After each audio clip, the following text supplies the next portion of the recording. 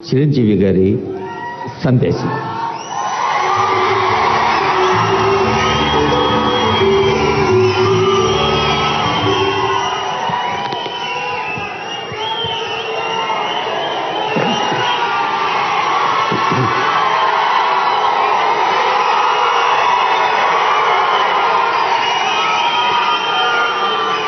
ఎక్కడ కళాకారులు గౌరవించబడతారో, సన్మానించబడతారో ఆ రాజ్యం సుభిక్షంగా ఉంటుంది, చల్లగా ఉంటుంది అన్నది మన పెద్దలు చెప్పిన మాట. ఈ రోజున ఈ పౌర సన్మాన సభ చూస్తుంటే, ఇంతమంది వేల మంది తరలి వచ్చేటువంటి సభ చూస్తుంటే, ఇంత పద్మ పురస్కారాలతో ఇంతమంది కళాకారులకు, గొప్ప వ్యక్తులకు ఇక్కడ సన్మానం జరుగుతుంటే నాకు అది అక్షర సత్యం అనిపిస్తుంది. అలాగా అది గుర్తుకొచ్చేలాగా ఉన్నటువంటి ఈనాటి ఈ సభ తెలంగాణ రాష్ట్ర ప్రభుత్వం పద్మ అవార్డు గ్రహీతలకు ఇలా గౌరవిస్తున్న ఈ సభలో ముఖ్య అతిథిగా విచ్చేసినటువంటి మా మిత్రులు గౌరవనీయులు శ్రీ రేవంత్ రెడ్డి గారికి, మరొక సోదర సమానులు ఉప ముఖ్యమంత్రి బట్టి విక్రమార్క గారికి, ఈనాటి ఈ సభాధ్యక్షులు జూపల్లి కృష్ణారావు గారికి, మా సినిమాటోగ్రఫీ మినిస్టర్ కోమటిరెడ్డి వెంకటరెడ్డి గారికి, మరొక మిత్రులు మంత్రివర్యులు పొంగులేటి సుధాకర్ గారికి, శ్రీనివాస్ గారికి, ఇక ఇతర పెద్దలకు, అలాగే సిఎస్ చీఫ్ సెక్రటరీ శాంతకుమార్ గారికి, ఇతర అధికారులకు, ముఖ్యంగా ఈ సభ ఇంత నిండుదనంగా ఇంత హుందాగా ఉంది అంటే కారణం తెలుగుదనానికి, తెలుగు వేష భాషలకి హుందాతనం తీసుకొచ్చి తెలుగుదనానికి నిలువెత్తు నిదర్శనంగా నిలబడి ఉండేటటువంటి గొప్పవారు, మేము ఆరాధించేవాళ్ళు మన మాజీ ఉపరాష్ట్రపతి శ్రీ వెంకయ్య నాయుడు గారికి, ఇక్కడ విచ్చేసినటువంటి ఆహ్వానితులకు, కళాభిమానులకు, సినీ అభిమానులకు, నా అభిమానులకు అందరికీ హృదయపూర్వక నమస్కారాలు తెలియజేసుకుంటాను.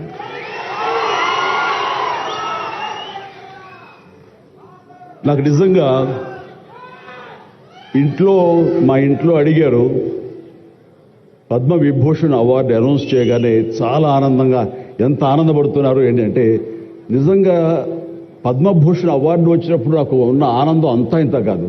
కానీ ఇన్నేళ్ల తర్వాత ఇప్పుడు ఈ పద్మ విభూషణ్ అవార్డు వచ్చినప్పుడు నిజంగా అంత ఉత్సాహం లేదు. ఏదో వచ్చింది, సంతోషం, గౌరవంగా స్వీకరించాలి, ఎంత ప్రజాభిమానం అని అనుకుంటూ ఉన్నాను. కానీ ఆ తర్వాత తరలి వచ్చేటువంటి వివిధ ప్రాంతాల నుంచి మనుషులు కానివ్వండి, వ్యక్తులు, అభిమానులు, సినిమా పరిశ్రమ నుంచి కానివ్వండి, రకరకాల అసోసియేషన్స్ కానివ్వండి, అలా ఎంతోమంది రాజకీయ ప్రబుద్ధులు కానివ్వండి, అందరూ గత వారం రోజులుగా ఎడతెరిపి లేకుండా వాళ్ళు ప్రశంసలు కురిపిస్తున్నారంటే ఆ ఆనందం ద్విగుణీకృతమైంది. ఎంతో ఉద్వేగానికి, ఎంతో ఇదిగా అయ్యింది.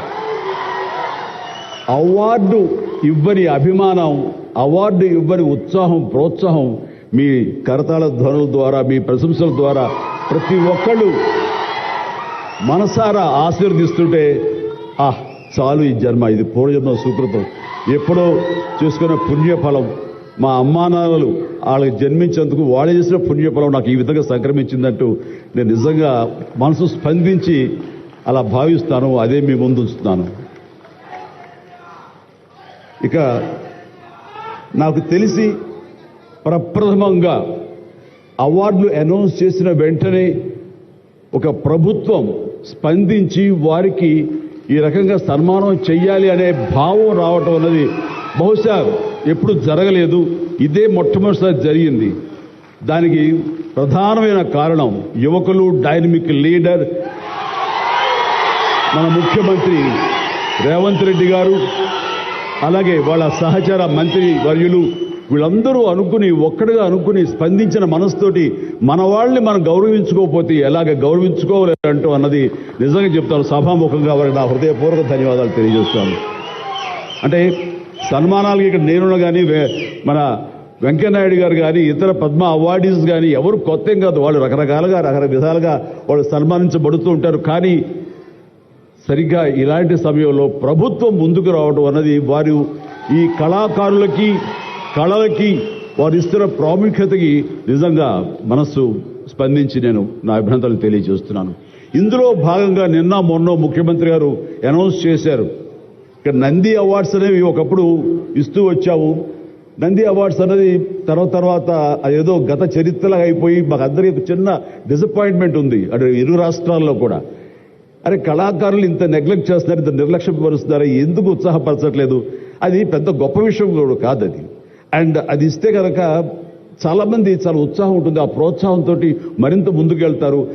తద్వారా ఎన్నో సినిమాలు కానీ నాటక రంగం కానీ ఇవన్నీ అభివృద్ధి చెందుతాయి. తద్వారా ఎంతోమందికి ఎంప్లాయ్మెంట్ కానివ్వండి, ఎంతోమంది ప్రోత్సాహం కళాకారులు ఇంకొంచెం రావడం కానివ్వండి. ఆ రకంగా ఈ రోజున చూస్తే కనుక మన సినిమాలు ప్రపంచవ్యాప్తంగా ముందుకెళ్తున్నాయంటే అలాంటి ప్రోత్సాహం అలాంటి ఉత్సాహం ఉండబట్టే. సో ప్రభుత్వ పరంగా కూడా అలాంటివి ఉంటే కనుక ఇది మరింత ముందుకెళ్ళడానికి అవకాశం ఉంది. అది గుర్తెరిగి ఈ రోజున ఆ అవార్డులు మళ్ళీ మనం రెజ్యూమ్ చేస్తాం, మళ్ళీ తిరిగి మళ్ళీ ఇస్తామని ఆ నిర్ణయం తీసుకోవటం, దానికి పేరు ప్రజా గాయకుడు.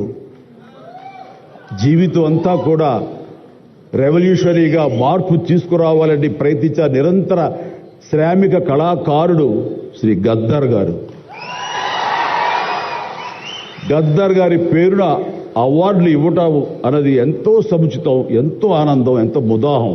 అలాంటి నిర్ణయం తీసుకున్నటువంటి మా ముఖ్యమంత్రి రేవంత్ రెడ్డి గారికి వారి సహచర్యులకి నేను మనస్ఫూర్తిగా నా హృదయ ధన్యవాదాలు ఈ సభాముఖంగా తెలియజేస్తున్నాను.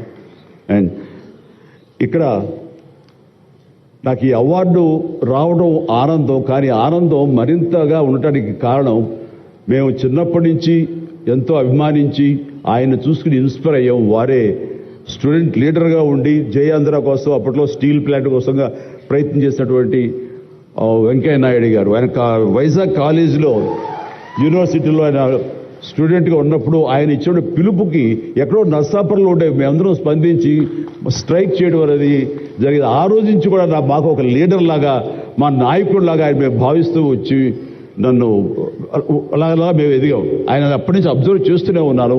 ఆయన వాగ్ధాటికి నేను పెద్ద ఫ్యాన్ని. ఆయన మాట్లాడే మాటలు అలాగా నోరు వెళ్ళగట్టి చూస్తుంటాను. ఇప్పుడు కూడా అదే ఎదురు చూస్తాను.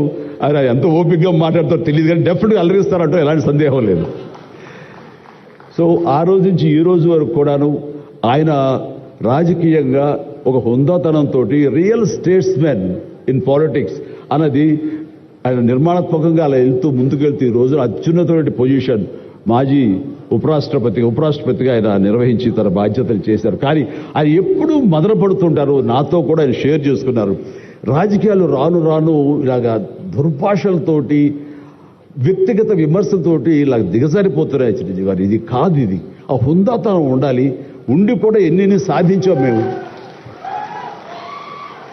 అది ఇదవుతున్నట్టు ఎంత మదన పడుతున్నారంటే వన్ కూర్చున్నప్పుడు ఆయనతో నాతో చెప్పినప్పుడు ఇప్పుడు కూడా అలాగే అయిపోతుంది. అలా అవ్వకుండా ఉంటే బాగుంటుంది అంటే అలాంటి అవ్వకుండా ఉంటే బాగుంటుందన్న ప్రయత్నంలో నేను కూడా మిమ్మల్ని ఇన్స్పిరేషన్గా తీసుకుని నేను వెళ్ళినవాడేనండి.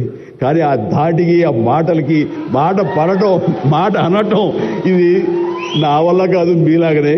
కాబట్టి నేటి రాజకీయాల్లో మనం అన్ఫిట్ అంటారా, లేకపోతే మనలాంటి వాళ్ళు ఇలాగా ఎగైన్ ప్రతిసారి ప్రతి చోటని చెబుతూ ఉంటే ప్రజలు వాళ్ళు మోటివేట్ అయ్యి అలా దుర్భాషలాడి రాజకీయంగా వ్యక్తిగతంగా విమర్శ చేసే వాళ్ళని కానీ తిప్పి కొట్టగలిగితే ఖచ్చితంగా మీరనుకున్నది నేననుకున్నది జరిగి తీరుతుందండి. ఒక వాజ్పేయి గారు ఆ రోజుల్లో స్టేట్స్ మ్యాన్ అంటారు.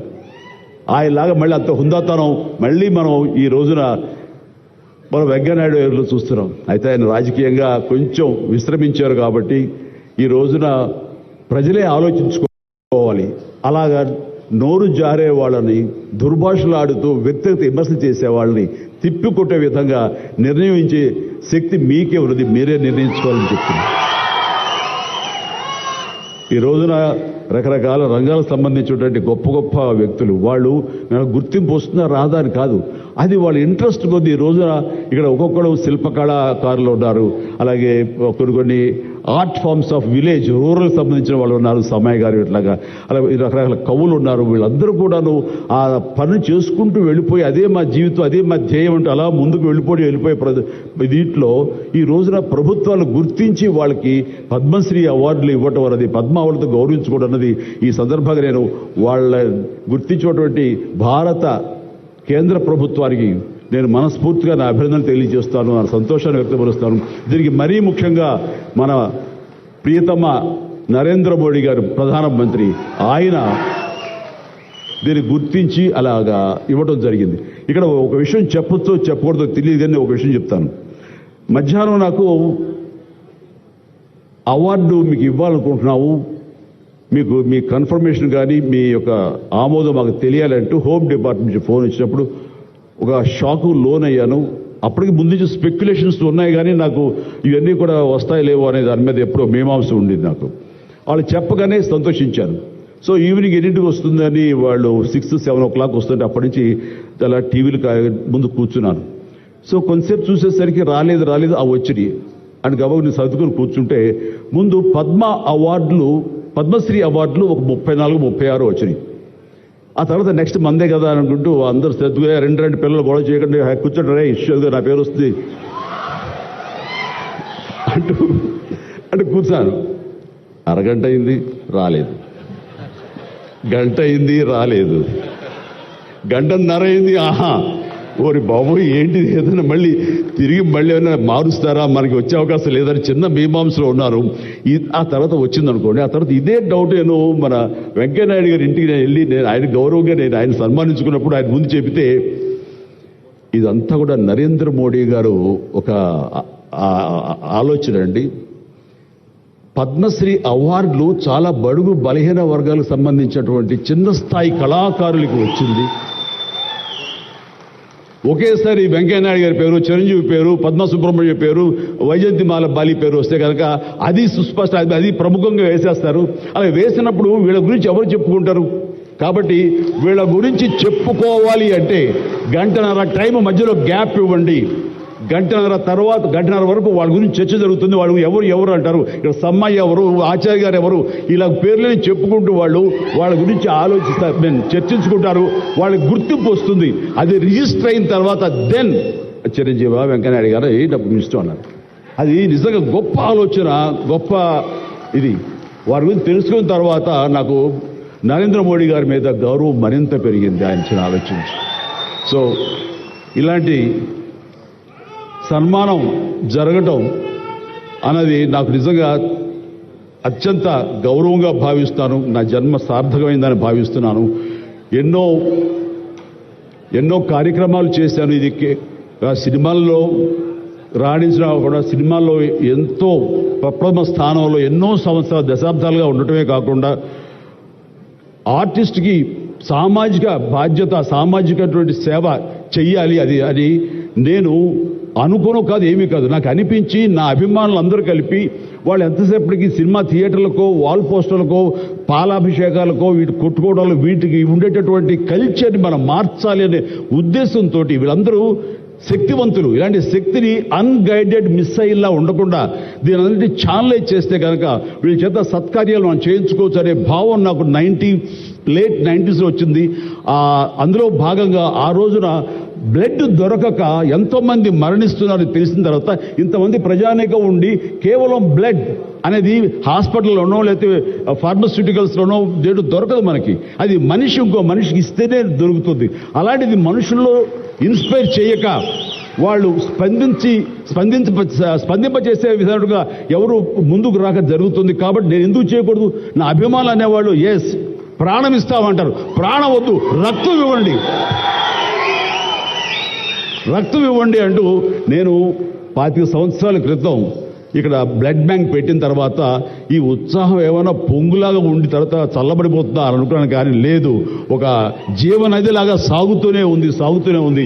ఈ రోజు కూడా మీ అందరి ప్రభావంతో ఎక్కడ మంచి కార్యక్రమం కానీ పుట్టినరోజు కానీ శుభకార్యం చేయాలన్న ప్రతి ఒక్కరు రక్తదానం కోసం ముందుకు వస్తున్నారు, రక్తదానం ఇస్తున్నారు అంటే కనుక దానికి ప్రప్రథమంగా నడుం బిగించింది నేను, నా అభిమానం చెప్పలో గర్వంగా ఉంది నాకు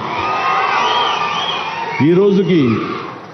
అలాగే మన కరోనా క్రైసిస్ వచ్చినప్పుడు బయటికి వెళ్లే అవకాశం లేదు, ఉపాధి లేదు, ఇంట్లో కట్టుబడి ఉండాలి. ఇలాంటి పరిస్థితుల్లో వాళ్ళందరికీ నిత్యావసర వస్తువులకు చాలా కష్టపడిపోతారు అనుకున్నప్పుడు నా ఇతర మిత్రుల సహాయ సహకారాలతోటి నేను పెద్ద ఎత్తున వాళ్ళకి 4 నెలల పాటు మన ఇళ్లలో తినే హై క్వాలిటీ గ్రోసరీస్ నేను వాళ్ళకి అందివ్వడం జరిగింది. అది వాళ్ళు బయటికి రాలేరు, పోలీసులు వాళ్ళు చాలా స్ట్రిక్ట్గా ఇంటికే పరిమితం చేస్తారు, ఏం తింటారు.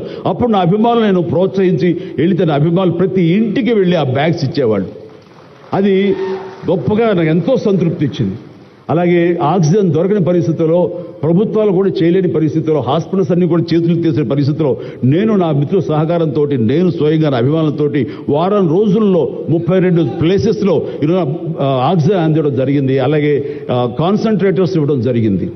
ఇవన్నీ కూడా ఏంటంటే చెయ్యాలని తపనతోటి, బహుశా ఇవన్నీ కూడా నాకు ఈ రోజున ఈ అర్హత రావడానికి, ఈ అవార్డు రావడానికి నాకు దోహదపడిందేమో అనుకుంటున్నాను. భగవంతుడా ఇంకా నాకు ఈ శక్తి సామర్థ్యాలు ఇవ్వు, ఈ ఆలోచన ఇవ్వు. నేను అవార్డుల కోసం ఎదురు చూడను, అవార్డు రావాలి కోరుకోను, లేకపోతే చాలు. వాళ్ళ గుండెలు ఉండే ప్రేమ కంటే ఏ అవార్డు పెద్దది కాదు. కాబట్టి ఇలాగా మిగతా జీవితం సినిమాలు చేస్తూనే ఉంటా, డాన్సులు ఆడుతూనే ఉంటా, ఫైట్లు చేస్తూనే ఉంటా, మిమ్మల్ని అలరిస్తూనే ఉంటా. అలాగే ఈ సేవా కార్యక్రమాలు కొనసాగిస్తూనే ఉంటాను. ఇది మీకు చెబుతూ ఈ అవకాశం ఇచ్చినటువంటి తెలంగాణ రాష్ట్ర ప్రభుత్వానికి, మరీ ముఖ్యంగా మా ముఖ్యమంత్రి గారికి, మా ఉప ముఖ్యమంత్రి భట్టి గారికి, అలాగే మా సినిమాటోగ్రఫీ మినిస్టర్ గారికి, మిగతా ఇతర మినిస్టర్స్ అందరికీ నా హృదయపూర్వక ధన్యవాదాలు తెలియజేస్తూ థ్యాంక్ యూ సో మచ్. జై హింద్.